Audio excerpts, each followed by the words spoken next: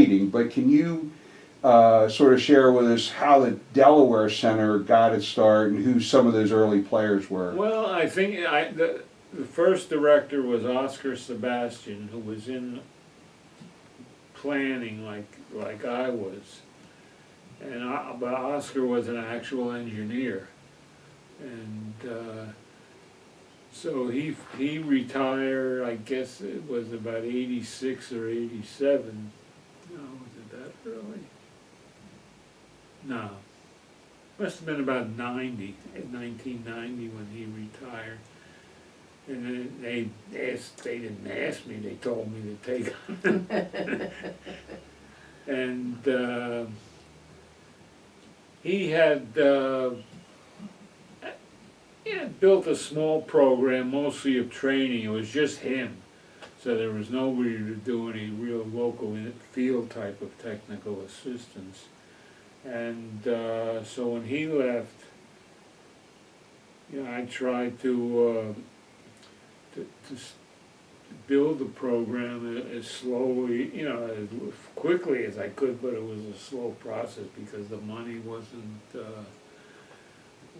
that readily available, and it really the program stemmed from a law or a regulation that Federal Highway established that each state must have a local technical assistance center, even though a couple of states like us, and I guess Virginia is very like us, we're the state that's control of almost all the highways, so there are no local programs.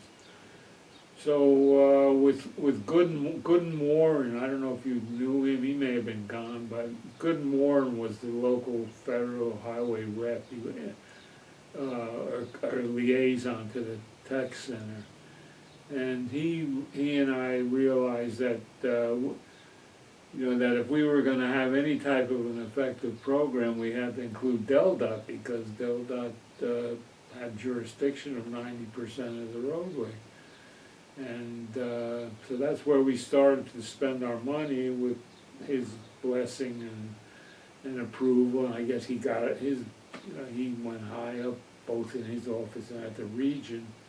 And nobody cared as long as we were spending the money on legitimate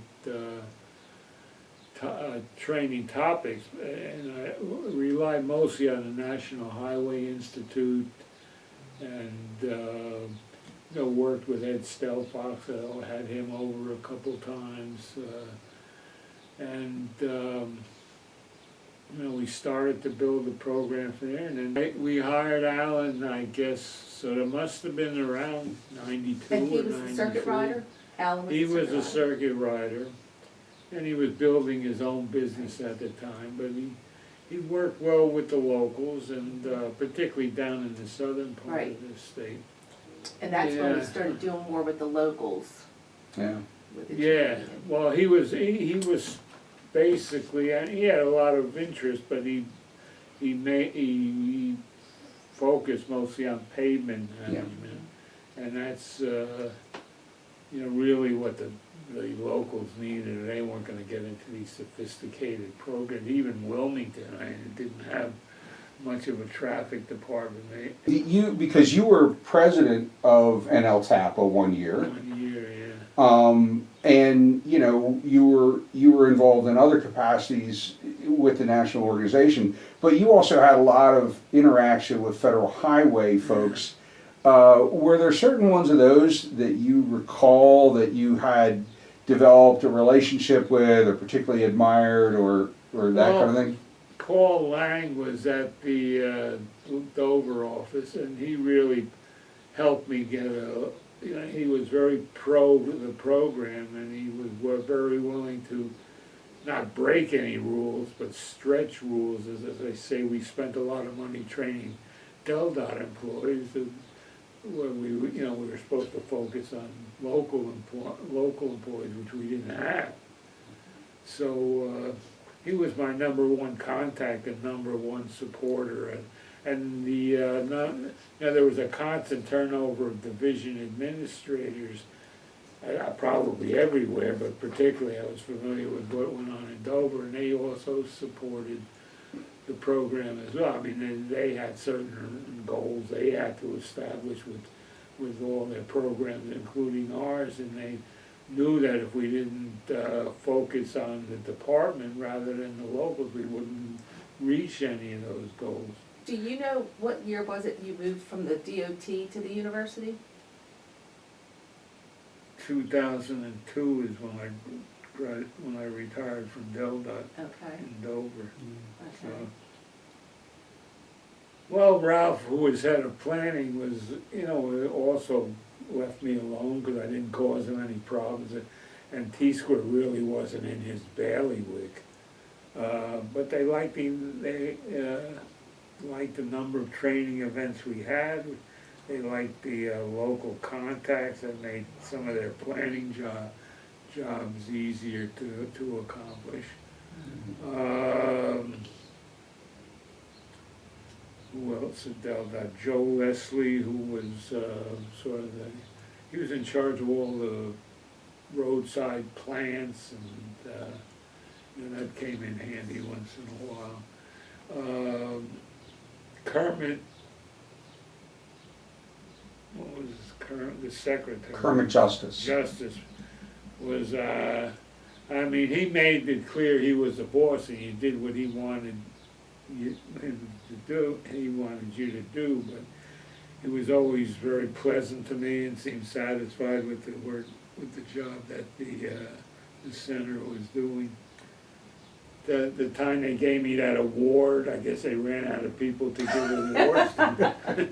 For the public, APW, Public Works Guy of the Year. And so I'm sitting there and he gets up to start the program and he says, I had my notes to introduce you, but I left them home, so can you get up here and introduce yourself? So that took me about an hour. And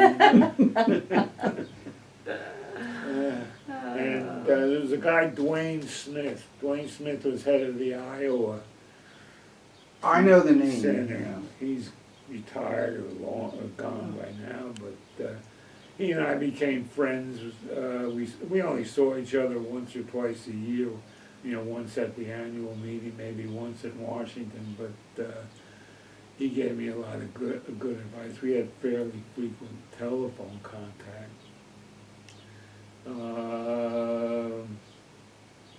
And I think a guy was gone before you started, Bill Pogash, he was from Pennsylvania. I know the name. He was a real wise guy, loved jokes.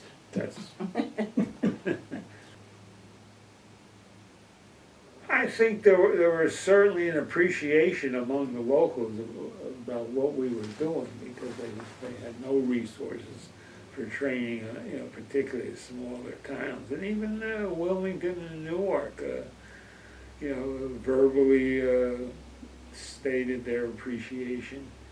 I think you've kept that tradition going. And I think Kersher was with his pavement management ideas really, pushed them in that direction and made some major progress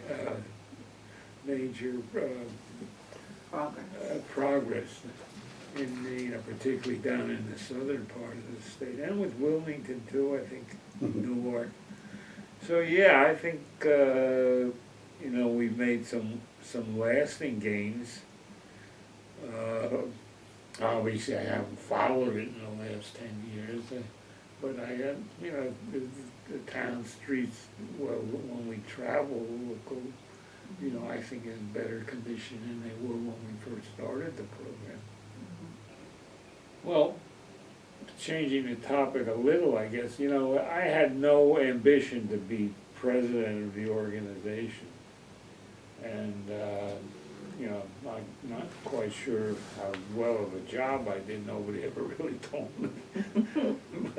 But I think the principal reason I accepted was that I wanted to put Delaware on the map. Nobody ever thought of Delaware. We were so small, we weren't recognized for much. We were sort of an appendage of Pennsylvania or Maryland, and they got all the attention in the region. Maybe Virginia got a little, but, so whether I was able to bring Delaware's some additional recognition, I can't say for sure, but I hope I did. What trip was it that you and Kim Carr took a ride? Was Kim Carr and you went somewhere on a road trip to, was it a conference? I was in Iowa, Mm-hmm. Cedar Rapids, maybe? Oh, you No, not drove to Cedar Rapids, Iowa with Kim Carr? Well, we went, I drove the state car out to West Virginia, then I used to ride with them, but Okay. I suggested the hell with the interstates. Yeah, we know you like the byways.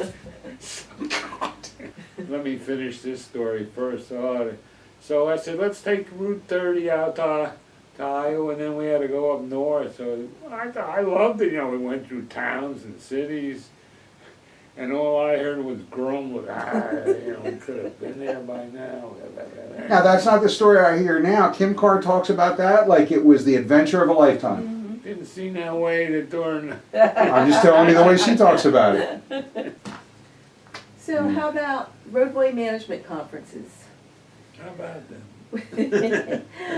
The region, whose idea was it to bring that to the locals? I think if my memory's correct, and that's a big if, I think the guy who originated the idea for the regional conference, and maybe even the national, was Elmer. Oh, really? Over in Maryland.